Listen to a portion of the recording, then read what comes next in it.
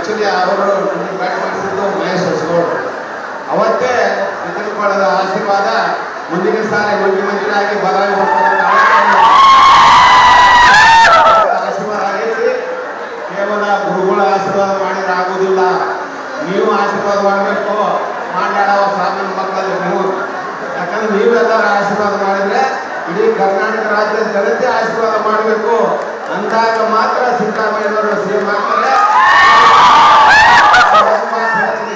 ಸಿದ್ದರಾಮಯ್ಯನವ್ರ ಬಗ್ಗೆ ಹೇಳಬೇಕು, ಯಾಕಂದ್ರೆ ಅವ್ರಿಗೆ ನಾನು ಏನಪ್ಪ ಅಂದ್ರೆ ಇವತ್ತು ಹಣವನ್ನು ಗಳಿಸುವಂಥವ್ರು 1000 ಜನ ಸಿಗ್ತಾರೆ, 1000 ಜನ ಸಿಗ್ತಾರೆ. ಆದ್ರೆ ನಿಮ್ಮ ಹೃದಯವನ್ನು ಗೆಲ್ಲುವಂಥವ್ರು ಜನನಾಯಕರು ಯಾರಾದ್ರೂ ಇದ್ರೆ ಯಾಕಂದ್ರೆ ಹೃದಯ ಗೆಲ್ಲುವುದಿದೆಯಲ್ಲ, ಅದು ರೊಕ್ಕ ಕೊಟ್ಟರೆ ಸಿಗೋದಿಲ್ಲ. ನೀವು 1000 ಕೋಟಿ ಕೊಟ್ಟರು ಹೃದಯ ಗೆಲ್ಲುವಂತ ಶಕ್ತಿ ಯಾರಲ್ಲಿ ಇಲ್ಲ. ಅಂತ ಒಂದು ವ್ಯಕ್ತಿತ್ವವನ್ನು ಪಡೆದಂತ ಸಿದ್ದರಾಮಯ್ಯನವರು ಮುಂದಿನ ಸಾರಿ ಗ್ಯಾರಂಟಿ ಮುಖ್ಯಮಂತ್ರಿ ಆಗ್ತಾರೆ. ಬೇರೆ ಬಾಳಾಗಿ ಮತ್ತೆ ಮುಂದೆ ಹೋಗಲ್ಲ, ಏನು ಹೀಗಾಗಿ ನಿಮ್ಮೆಲ್ಲರ ಆಶೀರ್ವಾದ ಐತಿ.